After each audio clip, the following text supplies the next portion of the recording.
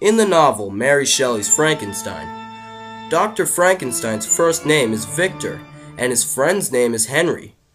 But in the Universal film from 1931, they swapped the names of the two. They called Dr. Frankenstein Henry and his best friend Victor. What's up with that? Seriously. If you're talking about the film after you watched it and you haven't read the book, then you're going to be saying the wrong names. Why? Why do they have to do this? It's ridiculous. Don't ever do that again. But nevertheless, it's still a fantastic flick, and I encourage anyone to go see it if you can.